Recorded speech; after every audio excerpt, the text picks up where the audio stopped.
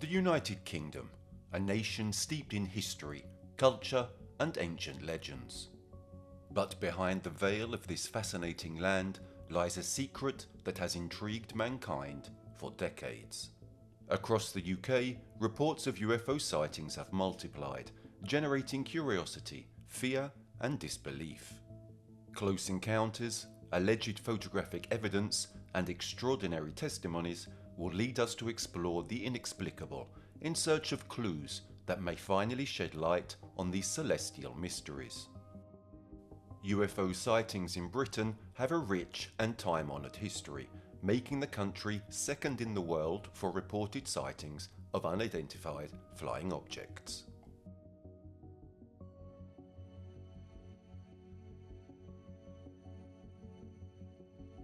As a result, the British Ministry of Defence, or MOD, has played an important role in collecting and analysing UFO reports. Suffice to say that from 1950 until 2009, the MOD managed the UFO Project, an official investigation into UFO sightings, leading to the compilation of thousands of documents and testimonies currently kept in the British State Archive. However, in 2009, the MOD announced the closure of the project, arguing that the UFO analysis had no UK defence value.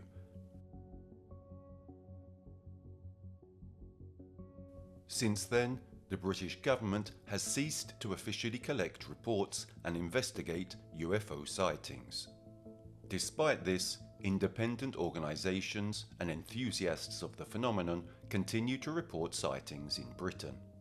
There are research groups such as BUFORA, an acronym for the British UFO Research Association, which continue to collect information and investigate these cases. It is important to underline that most of the UFO sightings reported over time can be explained in a rational way. It is in fact very common that natural phenomena, conventional aircraft or other terrestrial objects can be mistaken for spaceships from other worlds, and this phenomenon, although it seems improbable, is actually much more common than public opinion thinks. This is explained and supported by the fact that the society in which we live has for years introduced the imagery of alien visitors ready to descend to Earth via flying saucers into pop culture. However, there are still unusual and unexplained cases that remain open to interpretation. But why is the UK such a big hotspot for UFO sightings?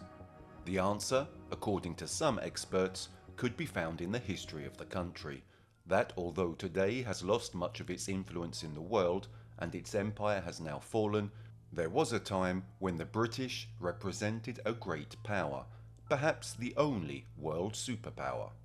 Over the centuries, the British Royal Navy has been one of the most powerful navies in the world, allowing the UK to protect its influence and protect its maritime interests around the world. During the Victorian era, the British Navy dominated the seas, ensuring control of trade routes and establishing bases and colonies in different parts of the globe. The sun never sets on the British Empire.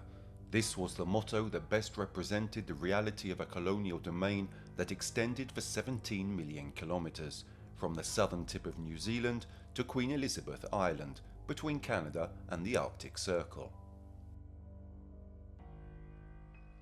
The dominance of the British Crown over vast areas of the planet lasted for 2 centuries, projecting itself into the first half of the 20th century, or the period that would have seen the world change forever in just 50 years. During both World Wars, the United Kingdom obviously played a leading role. During the Second World War in particular, the British Royal Air Force fought with valour and determination in the defence of the nation and in the liberation of Europe from Nazi fascism.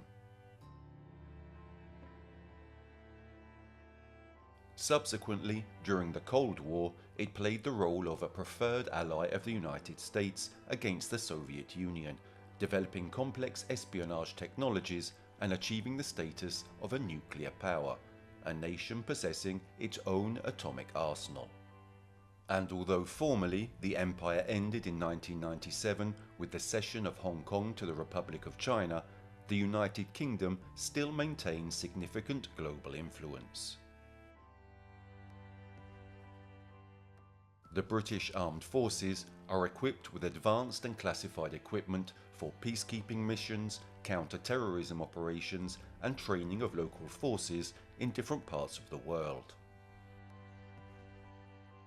In addition, the UK is a permanent member of the United Nations Security Council, giving it an influential role in the overseeing of international security policies.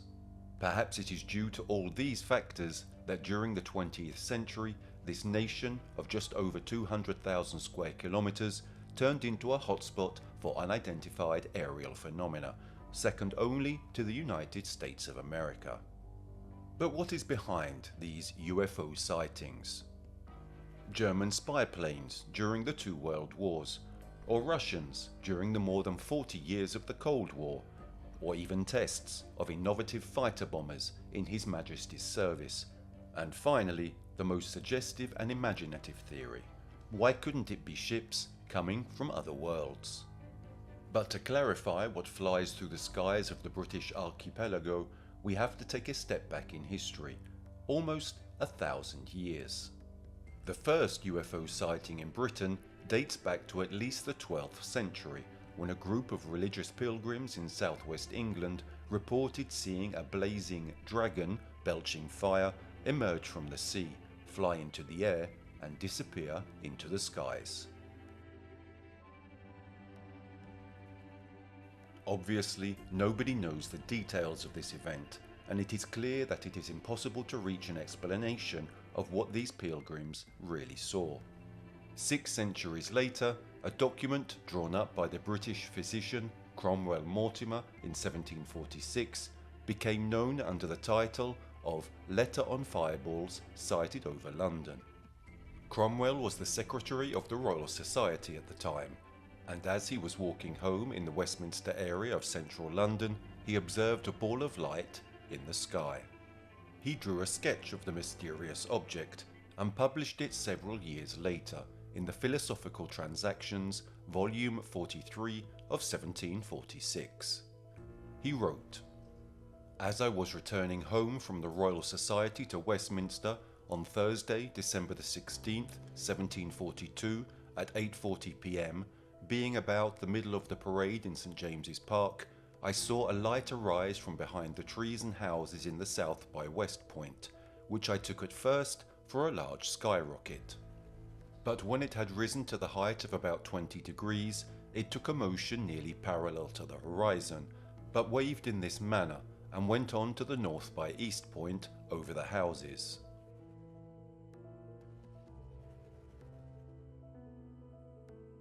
Its motion was so very slow that I had it about half a minute in view, and had time enough to contemplate its appearance fully. It had a flaming head and a gradually fading tail of light." It should be noted that in the historical context of the 18th century, sightings of unusual or unexplained aerial phenomena were often described as fireballs or will-o'-the-wisps.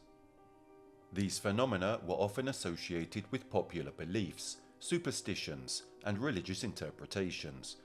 Today, the explanation for this event could probably be attributed to ball lightning or the passage of a meteor.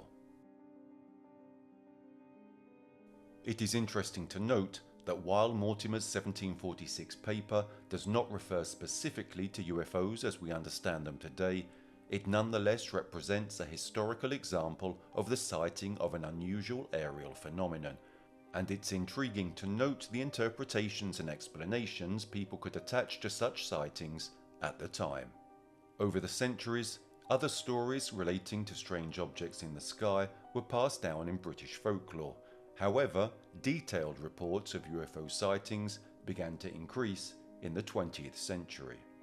One of the first notable cases occurred at Paulton Down in Wiltshire in 1909, where a group of witnesses reported seeing a mysterious object in the night sky, described as a shining star. However, the imperial government for the entirety of the first 4 decades of the 20th century, paid no attention to these testimonies from its citizens.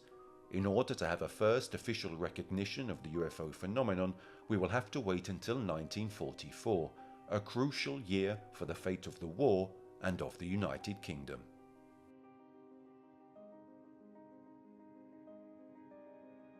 It was August 5th, 1944, when the British wartime Prime Minister, Winston Churchill, forbade the leaking of information about an alleged UFO sighting in the skies over the English Channel. This testimony remained in the state archives for over 50 years. According to documents released on August 5, 2010 by the Ministry of Defence concerning UFO cases in the United Kingdom, the report to Churchill states that the incident involved an RAF reconnaissance aircraft returning from a mission to France or Germany.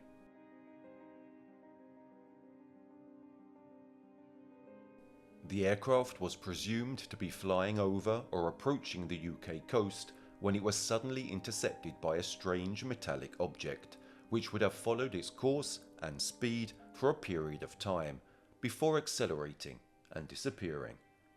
The flight crew reportedly took many photos of the object, which they said was greatly intrigued by their aircraft, even approaching it and circling it, with a freedom of movement and grace not common for heavy aircraft of the time. It should be noted that although this case has been made public, the photos of the alleged flying object have never been released, and this is certainly a detail that deepens the mystery. During the 1950s, as public interest in UFOs increased, the British government launched Project UFO, later known as Project Condign from 1996 to 2000, to investigate sightings of unidentified flying objects and gather information. Only in 2006, the information gathered in these decades was disclosed through the publication of a report entitled Unidentified Aerial Phenomena in the UK Air Defence Region. During this period, a number of sightings were recorded across the country, including the famous observation by a pilot named James Howard, who claimed in 1954 that he saw a flying saucer over Scotland.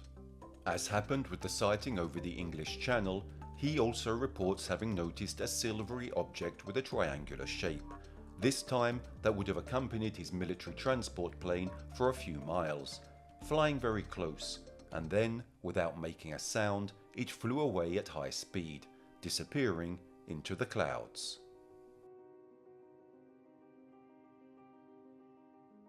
As we can see, unlike what has happened in the United States of America, the majority of UFOs in the United Kingdom were sighted by members of the Air Force.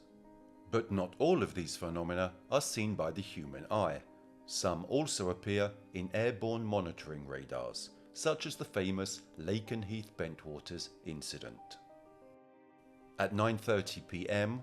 on August 13, 1956, Bentwaters Air Force Base in Suffolk detected a signal that appeared to be an aircraft approaching the base from the sea. The speed of this signal was estimated to be several hundred kilometers per hour, but in addition to this, there were other smaller, slower signals that were coming from the northeast. Under the radar operator's confused gaze, they merged into a larger signal before rapidly vanishing to the north. Shortly thereafter, another signal appeared and moved rapidly from east to west. To investigate the incident, a T-33 fighter bomber instructor of the 512th Fighter Interceptor Squadron took to the air, carrying Lieutenants Charles Metz and Andrew Rowe on board. They were tasked with investigating the radar contacts, but after several reconnaissance flights, they were unable to see anything in the area and were subsequently recalled to base. An hour or so later, more precisely at 10:55 p.m, a new signal was detected approaching from the east. Incredibly, it seemed to reach a speed between 3,000 and 6,000 kilometers an hour, and in a few seconds it would have passed over the base before disappearing, only to reappear to the west. Meanwhile, observers stationed on the ground at the control tower saw a white light sweeping across the base. Also, the pilot of a C-47 military transport aircraft, flying at an altitude of 1,200 meters above the base, reported seeing a similar light pass under his aircraft. All of these events occurred in close proximity to each other. After receiving a notification, the Lakenheath base, located approximately 60 kilometers northwest of Bentwaters, was placed on high alert. Ground personnel reported seeing several luminous objects, one of which made a sudden change of direction, while two others appeared to merge before separating, but this time radars did not register any of these anomalies, at least until midnight. A crucial moment of the incident, documented in the report of Sergeant Forrest Perkins, who worked as a radar supervisor at the Lakenheath Air Traffic Control Center. In Perkins' report, a signal was picked up by radar base to the southwest shortly after midnight. This signal then continued in a northwesterly direction before abruptly ending. Two DH-112 Venom fighter bombers were dispatched from nearby Water Beach Base to intercept the unidentified flying objects. The lead pilot, guided by ground radar, made contact with the aircraft's radar and spotted a bright light ahead of him before losing connection.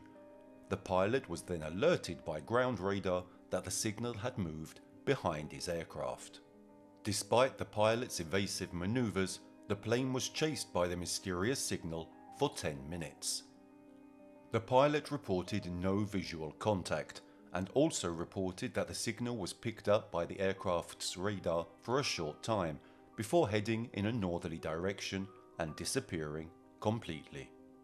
In the early hours of the morning, radars at Lakenheath picked up another signal about 40 kilometers southwest of Bentwaters, which moved in a northwesterly direction and then stopped. The signal was the only one detected by the radars of both bases. The intervention of other aircraft was requested, but this signal too quickly disappeared, and from that moment on, there were no others. From the 50s, which was a very difficult period for British citizens, gripped by the pains of a huge post-war economic crisis, we move on to the 60s, a period of change and fervour that would lead to the genesis of a new nation capable of exporting its arts and culture, from music to film, all over the world. But in this climate of renewal in the cities, the countryside remained anchored to those traditional rights and values, and it is right here, in the small villages, where stories came to light that still fascinate enthusiasts of mysteries. The Warminster Thing. One of the best-known sightings of the 1960s occurred in Warminster, Wiltshire, where several people claimed to have seen objects and heard strange noises coming from the sky. This phenomenon, known as the Warminster Thing, attracted a lot of media attention and led to the arrival of numerous ufologists in the area. The sightings of unidentified flying objects in Warminster began in December 1964, when two police officers claimed to have seen a huge ball of light in the night sky. From that moment, a number of similar sightings occurred, with reports describing flying objects of different shapes and sizes. What made the Warminster phenomenon particularly intriguing were the strange sounds that often accompanied the sightings. City residents reported noises of explosions, bangs, buzzes and rumbles coming from the sky with no visible source. These mysterious noises were sometimes associated with UFO sightings. It was a cold December night when two officers from the nearby police station were driving along a dirt road a few kilometers from the town. Suddenly, they found themselves irradiated by a light coming from 3 different globes suspended about 10 meters above the ground. They abruptly stopped the car, and from inside it they silently observed that peculiar phenomenon, until, regardless of what could have happened, they turned the key in the ignition, started the engine, and slowly began to approach those three lights. However, like sentient entities, they began to move away in unison from the car. Thus, a very short chase was born, which ended, as we have often seen, with the three unidentified objects making a rapid ascent into the sky until they disappeared into the night. Over the following weeks, the story of this alleged close encounter spread like wildfire throughout the county, and as often happens in these cases, many people came forward declaring that they had seen UFOs or even had encounters with beings from other worlds. However, in the vast number of stories, often born from the minds of those who are ready to do anything to get publicity, some quite interesting ones stood out, since they didn't have to do with the vision of a particular object, but the perception of a continuous and extremely annoying sound, able to get into the heads of its victims, giving them severe headaches. It all began on Christmas Eve 1964. Mrs. Mildred Head was in her bed when she was awakened at 1:25 a.m. by strange sounds.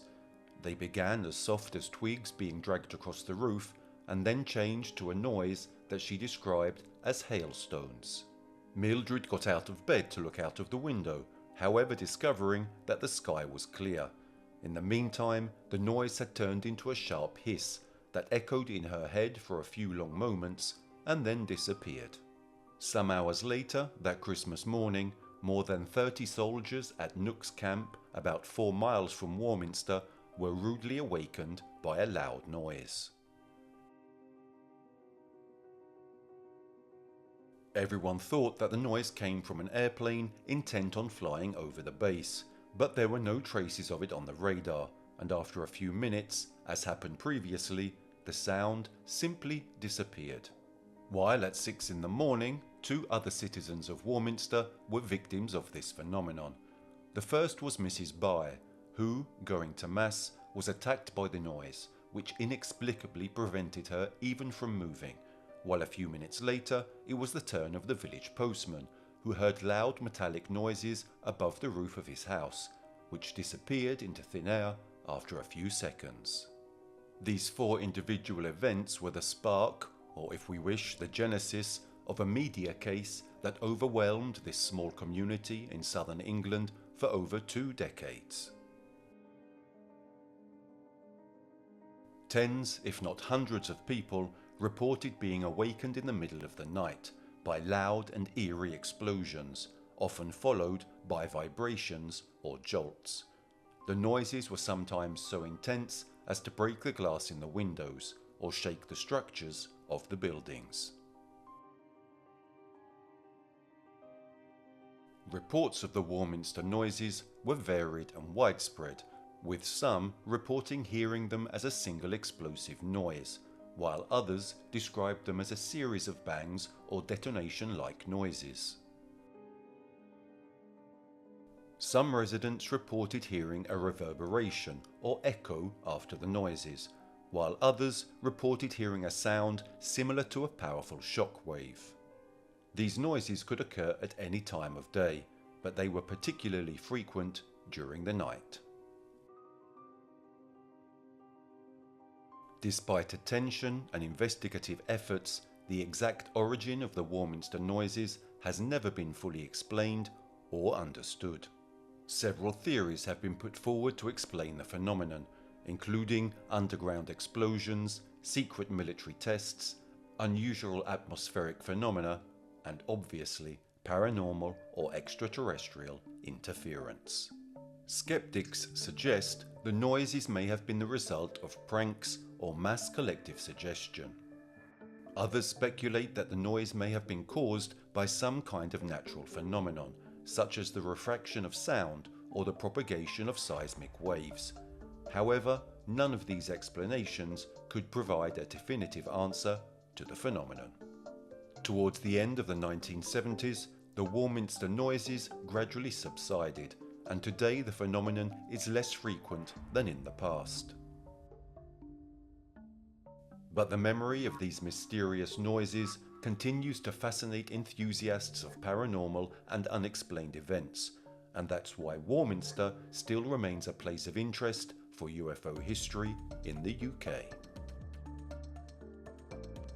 In the heart of the majestic Berwyn Mountains, way back in 1974, an event took place that still fascinates UFO enthusiasts and paranormal researchers today: the Berwyn Mountain UFO incident. It was a cold and dark night of January the 23rd when a series of incomprehensible events shook the tranquility of the mountain valleys.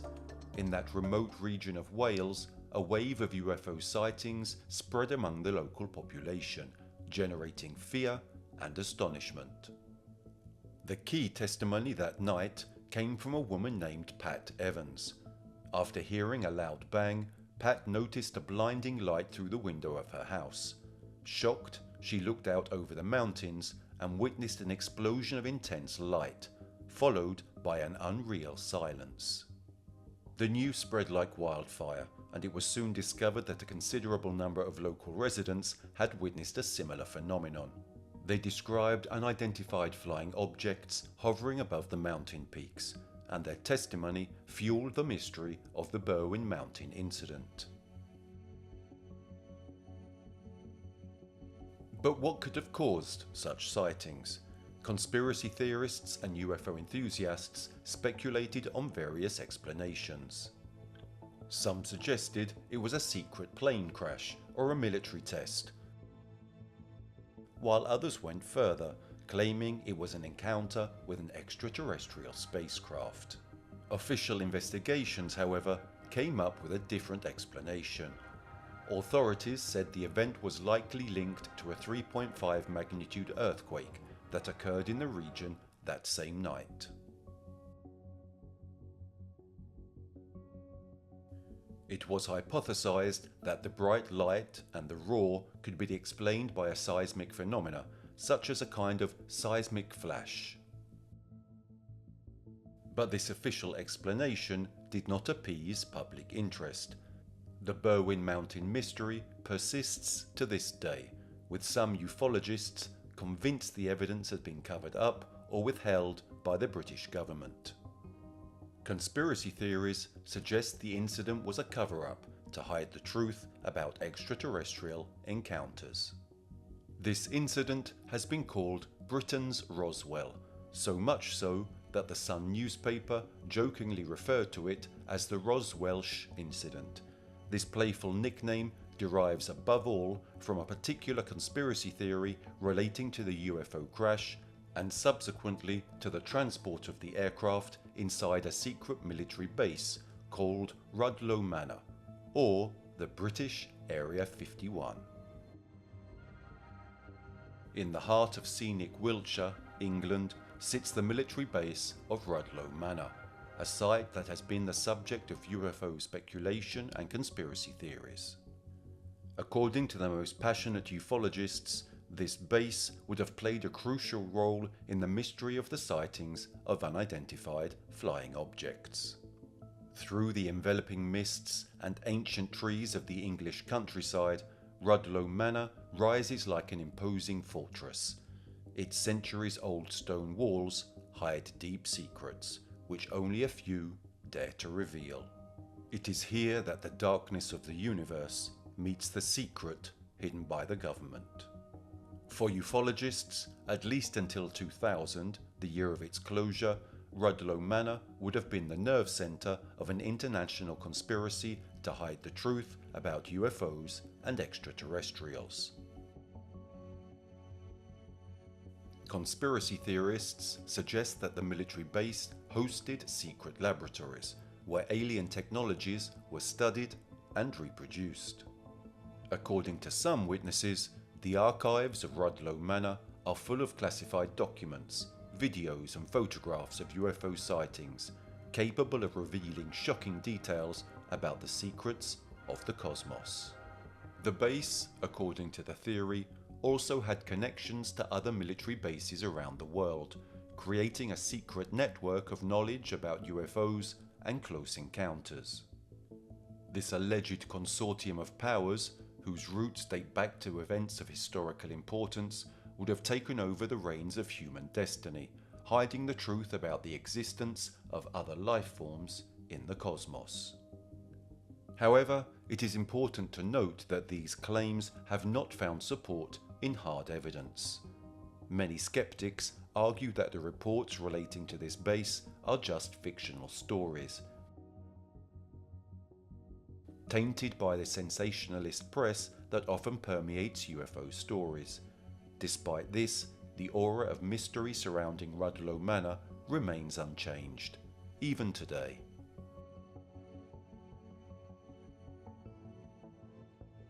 Also known as the Broadhaven Beetle Incident, this is a 1977 sighting of unidentified flying objects in the town of Broadhaven in Pembrokeshire, Wales, in the UK. In 1977, several people in this Welsh village reported luminous flying objects hovering in the sky, a being wearing a metallic spacesuit, and even several ghostly figures appearing in the trees. Witnesses included 14 children from Broadhaven Primary School who claimed an alien had landed in their playground. The children described the object as being made of metal and having a dome with a window. The teachers didn't believe the children's strange story, so the principal separated them and asked them to draw what they had seen. There were slight variations in the drawings made by the children, but what was drawn looked mostly the same. 2 months later, Rosa Granville, who ran the Haven Fort Hotel in nearby Little Haven, reported seeing an object that looked like an upside-down saucer and 2 humanoid beings with pointed heads. Rosa said the object emitted a heat so intense it made her face burn. The woman stated, "Lights and flames of every colour came out of the object. Then, out of those flames, came creatures I had never seen before." During the events, several theories were proposed to explain the wholly bizarre and seemingly minor sightings. Nicholas Edwards, then MP for Pembroke, contacted the MOD after being inundated with UFO reports. Lieutenant Cohen, an RAF officer from Brawdy, surveyed the site but found no evidence of a landing. No traces were found on the ground. In his report, Cohen mentioned the possibility that a local prankster had masterminded everything. Cohen also mentioned the possibility that the description of the aliens matched exactly the type of protective suit that would have been worn in the event of a fire at one of the local oil refineries. He jokingly added, "Should a UFO arrive at RAF Brawdy, we will charge the normal landing fees." Subsequent sightings occurred in the area, with accounts from adults and children reporting seeing unidentified flying objects in the sky over Broadhaven. Several witnesses also came forward who claimed to have seen alien-like creatures near the objects. The Broadhaven incident attracted the attention of national and international media, generating interest and debate on the possibility of a close encounter with extraterrestrials. However, despite the testimonies and the interest aroused, no concrete evidence has been provided to confirm the presence of extraterrestrial objects or creatures in the area. Some skeptics have suggested that the sightings may have been misunderstandings or rational explanations, such as aircraft lights or atmospheric phenomena.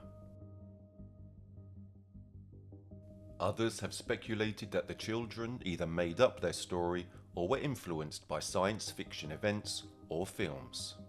Despite everything, the Broadhaven incident remains one of the best-known cases of UFO sightings in the United Kingdom and continues to arouse interest and debate among ufologists and enthusiasts of the UFO phenomenon. The story left its mark on popular culture, making Broadhaven a popular destination for UFO enthusiasts and curious tourists.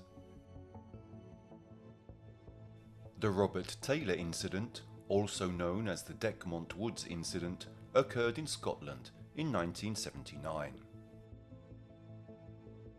Robert Taylor, a forestry worker from Livingston, West Lothian, claimed he had an encounter with an unidentified flying object. On November 9th, 1979, Taylor was working alone in Decmont Woods. As he regularly did, he parked his pickup truck by the side of a road near the M8 motorway and walked along a woodland path with his dog. According to his testimony, he noticed an unidentified metal object above him. He described it as a flying dome, or a large circular sphere about 20 feet in diameter, suspended above the forest floor in a clearing about 400 meters away from his truck. The object was dark in color and appeared to be covered in some sort of metallic material with a rough texture, like sandpaper, characterized by an outer edge with small propellers. Taylor finally claimed that he smelled a smell like burnt brakes, and that as he got close to the object, two smaller, spiked spheres extended from the large sphere and grabbed him. Taylor lost consciousness, and when he recovered, he was on the ground, with his clothing torn and dirty. He didn't remember what happened after the attack. After the incident, Taylor headed to nearby Livingston police station to report what had happened. The police were surprised by Taylor's state of shock and visible injuries. They also conducted an investigation into the incident, but found no conclusive evidence of the flying object or assault that Taylor had alleged. Taylor underwent several medical tests and was found to have injuries to his eyes and legs. His story attracted media attention, and the incident became an object of interest to ufologists and paranormal enthusiasts. Despite speculation about the nature of the event, no convincing explanation has been found for Robert Taylor's incident. Some skeptics have speculated that he may have been the victim of a hallucination or an epileptic seizure. However, Taylor has always maintained that the meeting was real and that he was involved in an unexplainable event.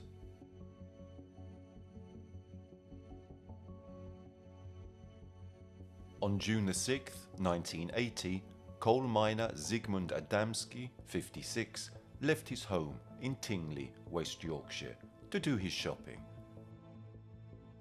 The man never came home again. On June 9th, his body was found atop a 10-foot pile of coal in the town of Todmorden, 20 miles from his home. Sent to investigate, local policeman Alan Godfrey examined the body. His face was frozen in an expression of pure terror. Adamski was wearing a suit, but his shirt, wallet and watch were all missing. Adamski's hair had been cut in a way that Godfrey described as roughly cut. The young policeman also reported that Adamski had mysterious burns on his neck, head and shoulders, which is by far the most disturbing feature of this mysterious case. The coroner, James Turnbull, confirmed that some of the burns had been treated with a strange ointment which could not be identified by forensic scientists. Speaking to reporters, Godfrey said there was a possibility Adamski had been abducted by aliens. "I'm open-minded. I can't rule it out," were his words.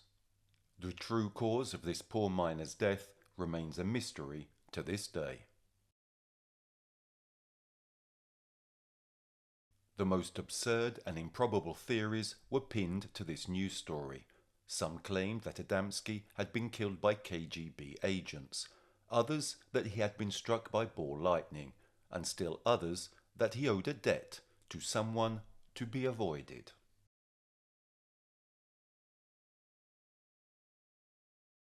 For most mystery lovers, however, there was only one explanation.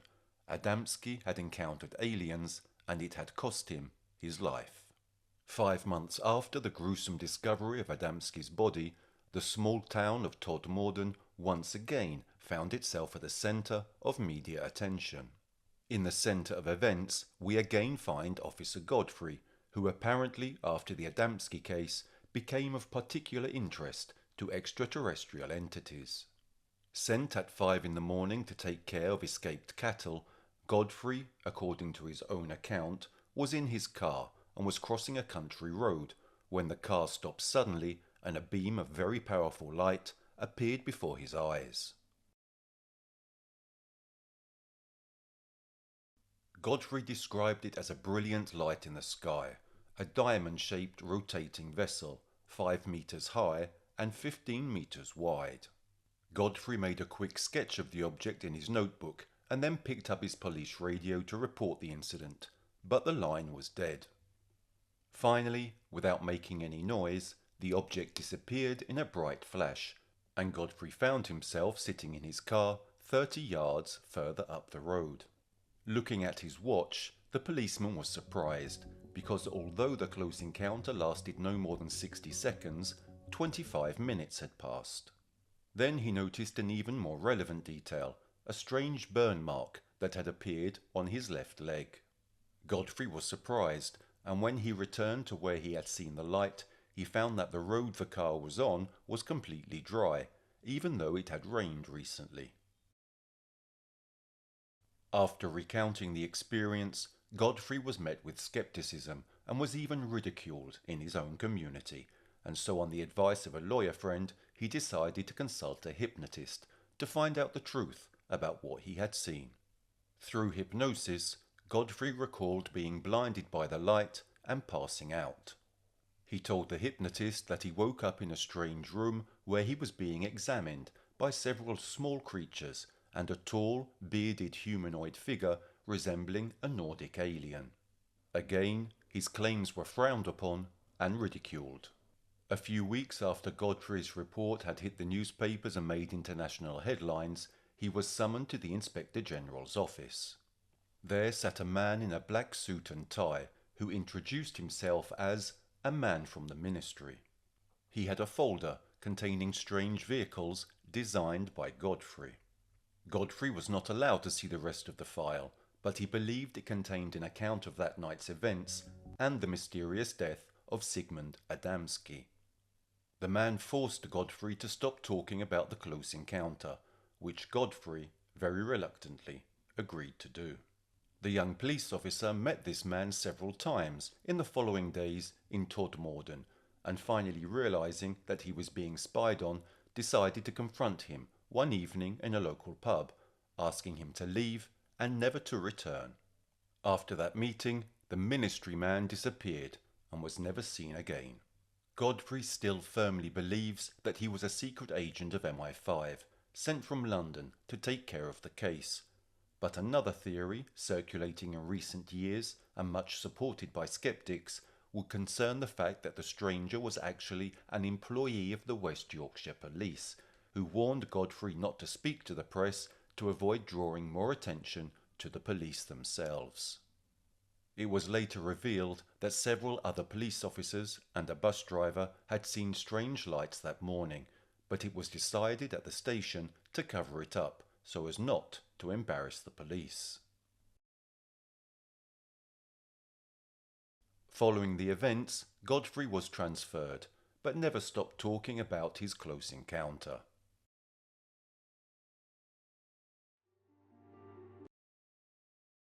On the night of December the 26th, 1980, a soldier at Woodbridge Air Force Base, on patrol, saw a particularly bright red light that appeared to come from nearby Rendlesham Forest. The soldier contacted the base's control tower, who replied that no flights were in progress from either Woodbridge or the nearby Bentwaters base. It was decided to send a 3-man patrol to ascertain the origin of the mysterious light. The patrol consisted of Sergeant James Penniston and Airmen John Burrows and Edward Cabansag. The 3 men came to a clearing, in the centre of which they reported seeing a series of strange lights, 3 of which included a very powerful yellow light and 2 smaller red and blue ones. According to the official report, Sergeant Penniston, approaching, discovered that the lights were emitted by a metal object in the shape of a pyramid, which seemed to rest on a kind of tripod. Suddenly, the object rose into the air for about a meter, started to move horizontally towards the forest with a zigzag trajectory, and then took off vertically and disappeared into thin air. A site survey conducted in daylight revealed 3 traces on the ground and some level of radioactivity in the area. 2 days later, on December the 28th, the military police chief of the base, alerted by a guard patrol, called Lieutenant Colonel Charles Holt, who was managing the base at the time instead of the commander, to warn him that the radar had intercepted the signal of an unidentified aircraft. Determined to ascertain the origin of the phenomenon, Holt gathered about 10 men and personally took command of the team. Entering the forest, they realized they had been isolated, as a strange interference blocked radio communications, and subsequently advancing in the forest, the team would have seen a strong luminosity in the area where the Peniston team had sighted the alleged UFO 2 nights earlier. A soldier equipped with a Geiger counter confirmed the rise in radioactivity levels, exactly as reported in the inspection of the 26th of December. Then there was a turning point. Suddenly, the men saw an extremely bright object in the shape of an ellipse, red in colour but with a darker centre, floating among the trees, about 4 meters above the ground and heading east. Immediately, the soldiers walked towards the object that seemed to be moving away from them, and followed it until they reached a barbed wire fence that marked the border with a field of a local farmer. The UFO continued its trajectory, stopping in the middle of the field beyond the barbed wire. Colonel Holt observed it well. "It looks like it's made of cast steel," were his words. Suddenly, with a bright flash, the UFO split into 5 luminous white objects that hovered in the sky. As they advanced along the border of the farmer's property, the men kept seeing 3 of these luminous objects flying obliquely towards the sky, producing intermittent red, green, and blue lights. Holt contacted the Air Defense Base, who said they had not detected any radar signals of flying objects in the area. The men continued to observe the zigzag movement of the 3 luminous objects for about an hour, until Holt gave the order to return to base, where they discovered that the photos and videos taken of the observation appeared blurry and could not be used to analyse the phenomenon. On January the 13th, 1981, Lieutenant Colonel Holt sent a report of the events to the British Ministry of Defence. Various accounts have been offered for the events at Rendlesham. First, the Orford Ness Lighthouse, which emitted a fairly intense beam of light, could be seen a few kilometres from the base. That night, a bright fireball was also observed flying over the skies of southern England, a phenomenon that astronomers attributed to the passage of a meteor. Sergeant Peniston's observation of the metallic object may have been a misinterpretation due to his poor night vision. As regards the measurements of radioactivity, it was ascertained that the apparatus used was not calibrated to take into account background radiation. Putting these facts together, science writer Ian Ridpath explained the facts as a series of misinterpretations.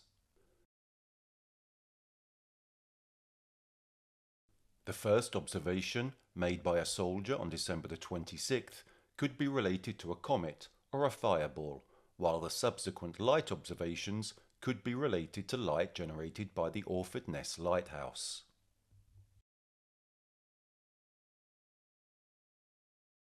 The skeptic Stuart Campbell agrees with the hypothesis of a fireball, but he has also given an alternative explanation, citing the Shipwash lightship, whose light would also be visible from the location where the events occurred.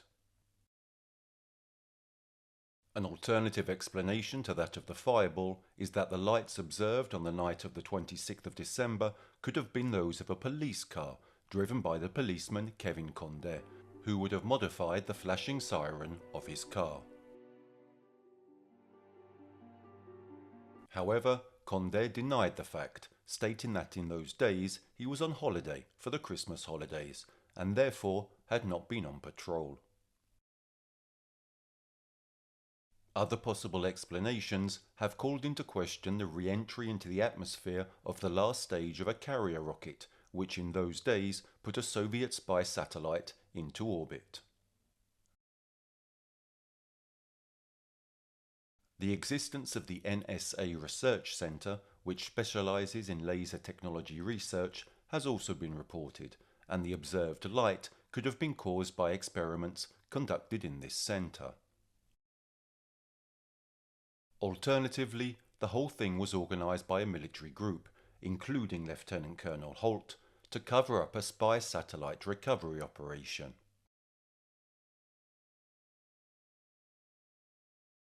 Finally, however, at least for once, it was possible to solve this intricate puzzle. About 20 years later, during which the Rendlesham sighting became famous among ufology enthusiasts, in 2003, this mysterious event was resolved thanks to a BBC report in which an article revealed what had really happened on those 2 evenings.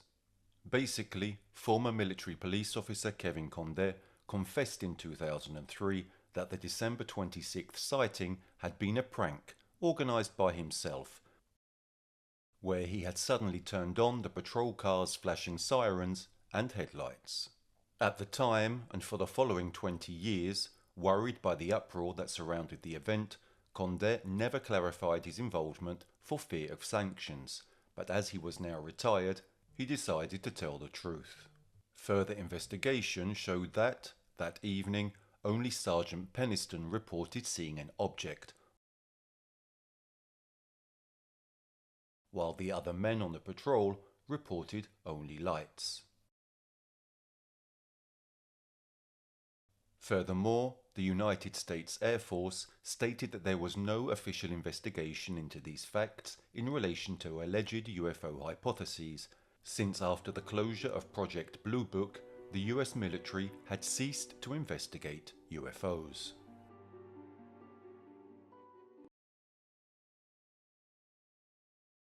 On the 1st of December 1987, a mysterious event shook the peaceful Ilkley Moor in West Yorkshire, United Kingdom. A retired police officer, Philip Spencer, claimed he was abducted by alien beings during a morning walk. What happened that day would throw a sinister light on the UFO phenomenon. According to Spencer's account, while on a hill, he sighted an unusual figure on the path ahead of him. The figure was dark green in colour, about 4 feet tall, with an enormous head and long, thin arms. The creature made a gesture that Spencer interpreted as a warning, but despite this, he decided to take a picture of it with his camera.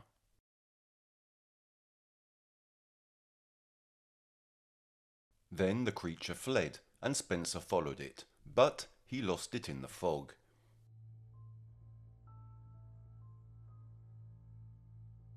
Next, he noticed a spaceship lift off the moor and disappear into the sky.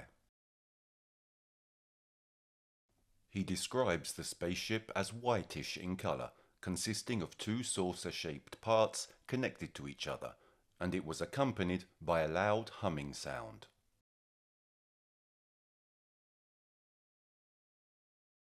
He didn't manage to take a picture of the spaceship. After this encounter, instead of continuing along his planned route, Spencer headed to another city, which was about half an hour away.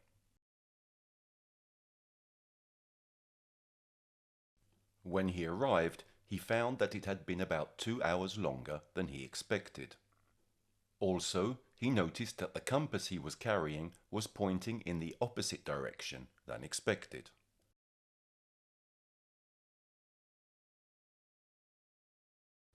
Spencer's photograph immediately became the subject of intense speculation. According to him, it clearly showed one of the aliens who had abducted him.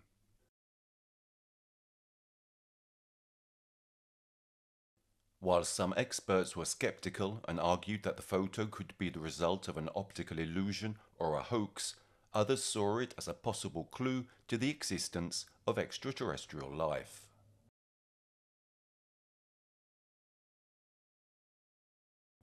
The Ilkley Moor incident had a lasting impact on Philip Spencer's life. While trying to shed some light on what had happened to him, Spencer collided with doubt, skepticism, and prejudice. Despite his insistence, his testimony was widely questioned, leaving the event shrouded in mystery.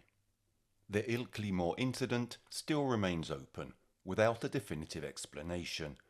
Theories about the UFO phenomenon vary, ranging from the possibility of real extraterrestrial encounters to the hypothesis of psychological phenomena or even a well-conceived hoax. The Ilkley Moor mystery continues to spark curiosity and debate in the UFO community and beyond.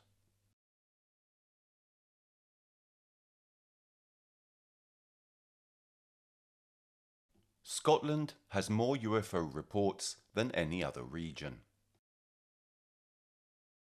Scotland has always been associated with mystery and the paranormal.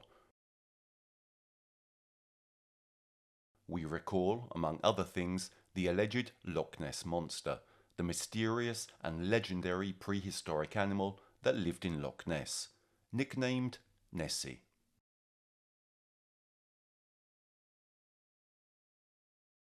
Scottish folklore is full of spells, demons and curses.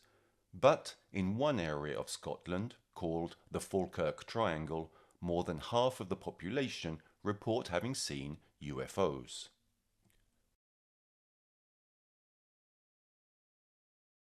The Falkirk Triangle is an area of Scotland which over the years has been the subject of various reports of UFO sightings and unexplained phenomena.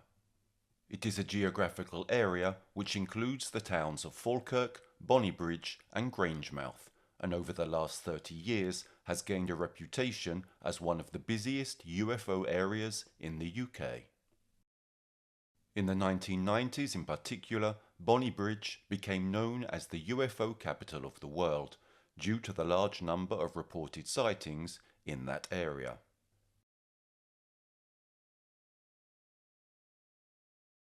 Numerous witnesses claim to have seen unidentified flying objects of various shapes and sizes in the sky over Falkirk, including luminous discs, flashing lights and black triangles.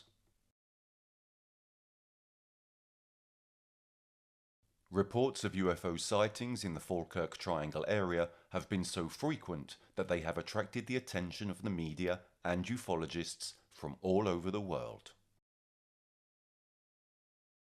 Some ufologists argue that the concentration of UFO sightings in this area could be due to geographical factors, such as the activity of power lines or the presence of magnetic fields.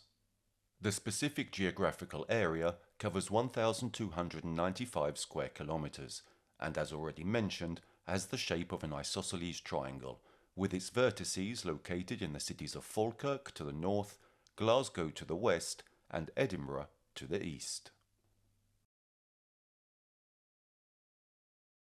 The town most affected by this type of activity is undoubtedly Bonnybridge. Bonnybridge is a small settlement within the Falkirk Council area of Scotland. Situated 6 kilometres west of Falkirk, 8 kilometres north-east of Cumbernauld and 13.4 kilometres south-southwest of Stirling, the town is also home to the remains of Rough Castle Fort, the most intact of the surviving Roman wall fortifications, located southeast of Bonnybridge, where everything began. It was 1992 when James Walker observed unusual lights in the sky on his way home. Initially, he believed they were simple stars, but observing their movement and subsequent transformation into a triangular shape, he was taken aback. Following this incident, reports of UFO sightings in Bonnybridge increased 100-fold.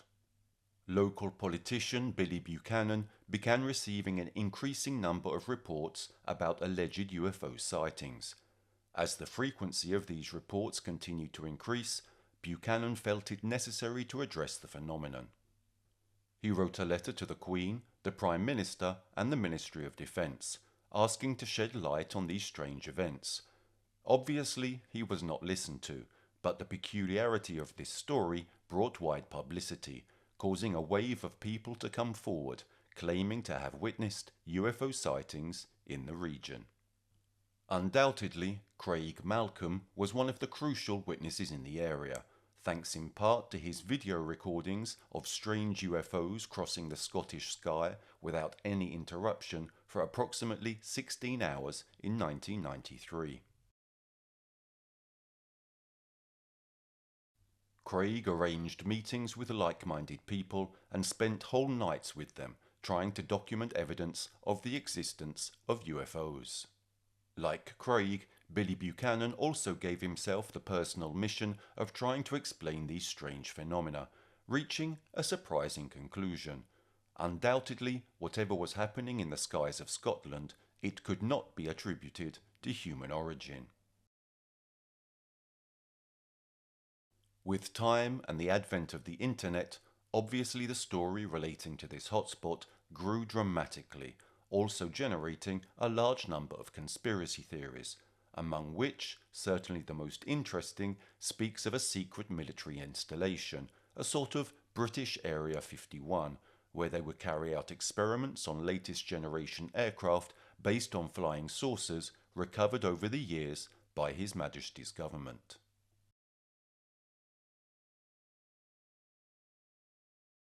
Many more sightings became known about through the phased release between 2008 and 2013 of Ministry of Defence UFO sighting reports by the National Archives.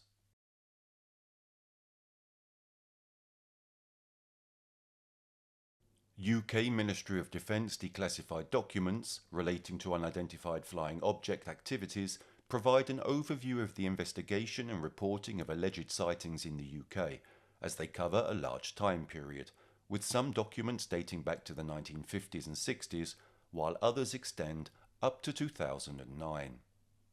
Inside the documents, one can find official reports, correspondence, photographs, audio recordings, and other material related to UFO sightings.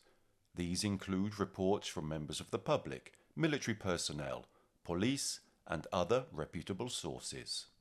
The documents also reveal the Ministry of Defence's efforts to seek rational explanations for the sightings, such as atmospheric phenomena, conventional aircraft, satellites, rockets, or elaborate hoaxes. However, in some cases, a definitive explanation could not be provided. The opening of the files has obviously helped to stimulate public debate on the UFO phenomenon, raising questions about the possibility of extraterrestrial life and government transparency regarding UFO investigations. Among those disclosed, there have been reported sightings of UFOs that were stationary in front of Parliament and in the vicinity of Stonehenge. The documents indicate that the UFO office also received hotline calls about alleged alien contacts, such as a man who claimed in 2008 that he had lived with an alien for some time, and another individual who claimed a UFO stole his dog, car, and tent while he was camping in 2007. But among the thousands of reports, some are really curious, which is why we decided to take some examples ranging from the 50s to the early 2000s. The 14th to the 25th of September 1952. Operation Mainbrace. On September the 19th at 10:53, a silver disc-shaped object followed two Air Force aircraft in training. The phenomenon was observed by the military on the ground. First, the object followed the trail of a Gloucester Meteor aircraft returning to base, and later stationed itself at the rear of an ultralight RAF Topcliffe aircraft. In the long chase, the object rotated as it hovered within striking distance of the two RAF aircraft. After a few minutes, it finally headed west at high speed. Subsequently, on the 21st of September, 6 RAF aircraft tracked a spherical object over the North Sea. It too then flew off at great speed, leaving the pilots with more questions than answers. On the 4th of April 1957, a large object was seen on RAF West 4 radar near Stranraer at 15,000 metres, which remained stationary for 10 minutes over the Irish Sea. It moved vertically to 21,000 metres and was also tracked by radar at Ardwell. The cigar-shaped object was described as being as large as a cargo ship and was observed making a sharp turn that was aerodynamically impossible.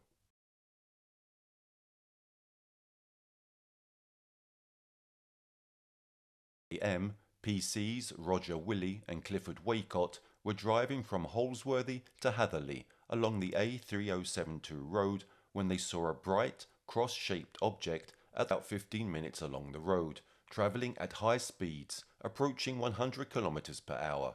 Then, at about 4:23, this first flying object was joined by a second. Both disappeared around 5 a.m. after being chased for 40 kilometers. April the 21st, 1991. Airline pilot Achille Zaghetti of Grosseto, Tuscany, aboard an Alitalia McDonnell Douglas MD-80 on a flight from Milan to Heathrow, saw a 3-metre-long khaki-coloured object in the skies above Lydd, in Kent. The UFO was 300 metres from the plane and was also detected by the radar of nearby London Lydd Airport. March the 31st, 1993. Several witnesses in the southwest and west of England saw a large triangular-shaped UFO hurtling across the sky, leaving a trail of light. Analysis of the sightings by the Ministry of Defence concluded that the object was the re-entry of a Russian rocket, combined with a subsequent sighting of a police helicopter. After entering the new millennium, British singer Kim Wilde reported on the 26th of June 2009 that she saw a huge bright light behind a cloud above her garden in Hertfordshire. She described the light as brighter than the moon, but similar to moonlight. Upon further inspection, Wilde reported seeing the light move very quickly from about 11 p.m. to 1 a.m. Then it moved back and forth for several minutes. Each time it moved, something moved through the air, but it was silent, absolutely silent. A second report of this UFO was later made by a colleague based in Hertfordshire, who had managed to obtain photographic evidence to support the apparent sighting.